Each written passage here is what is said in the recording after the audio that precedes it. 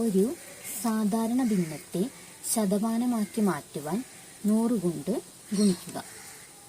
അപ്പോൾ നമ്മൾ കുറച്ച് ഭിന്നസംഖ്യകൾ എഴുതിയിട്ട് അതിൻ്റെ ശതമാന രൂപം എങ്ങനെയാണ് കണക്കാക്കുക എന്ന് നോക്കാം.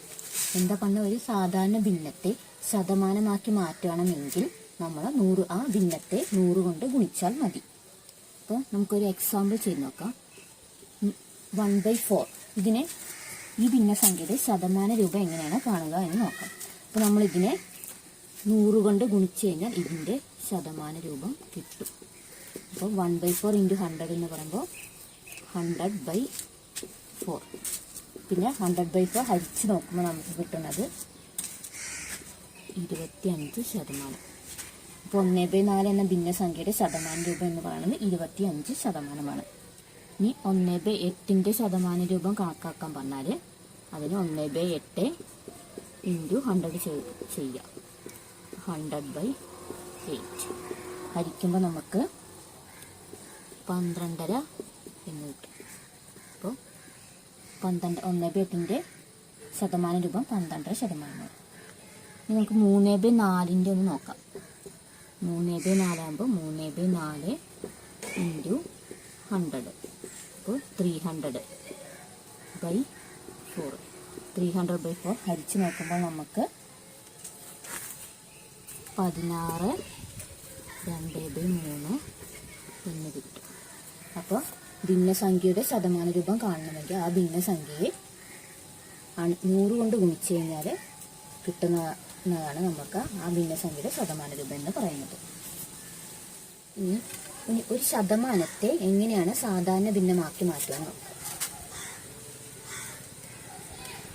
അതിനുവേണ്ടി നമ്മൾ ശതമാനത്തെ സാധാരണ ഭിന്നമാക്കി മാറ്റാൻ 100 കൊണ്ട് ഹരിച്ചാൽ മതി. അപ്പോൾ നമുക്ക് എക്സാമ്പിൾ ചെയ്ത് നോക്കാം.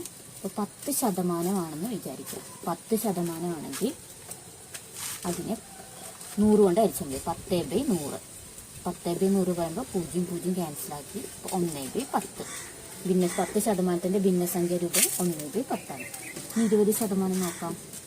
20% പറഞ്ഞാൽ 20/100. 2 ക്യാൻസലാക്കി 2/10 എന്ന് പറയുമ്പോൾ 1/5. 50% ഭിന്നസംഖ്യ എത്ര നോക്കാം. 50% പറയുമ്പോൾ 50/100. അപ്പോൾ 5/10 പറയുമ്പോൾ 1/2. 75% ഭിന്നസംഖ്യ എങ്ങനെ നോക്കാം. അപ്പോൾ 75/100. അപ്പോൾ നമുക്ക് 25 കൊണ്ട് ക്യാൻസൽ ചെയ്യാമല്ലോ. അപ്പോൾ 75 3 പ്രാവശ്യം, 100 25 4 പ്രാവശ്യം. ഇനി ഒരു മിക്സഡ് ഫ്രാക്ഷൻ നോക്കാം. 33 1/3% ഭിന്നസംഖ്യ എങ്ങനെ വരിക? ഇതെങ്ങനെ ചെയ്യാം? 33 × 3 99 കിട്ടും. 99 + 1 100. 100/3. അതിന് വീണ്ടും 100 കൊണ്ട് ഹരിക്കാമല്ലോ. അപ്പോൾ 100 കൊണ്ട് ഹരിക്കാന്ന് പറയുമ്പോൾ ഇങ്ങനെ ചെയ്യാം. 100/3 × 100/100 ആണ് വരിക.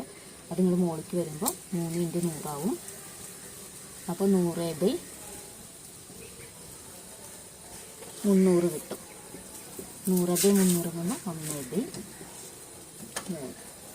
അപ്പോൾ 33 1/3% ഭിന്നസംഖ്യ 1/3 ആണ്. അപ്പോൾ ശതമാനത്തെ ഭിന്നസംഖ്യ ആക്കണമെന്നുണ്ടെങ്കിൽ നമ്മൾ 100 കൊണ്ട് ഹരിച്ചാൽ മതി.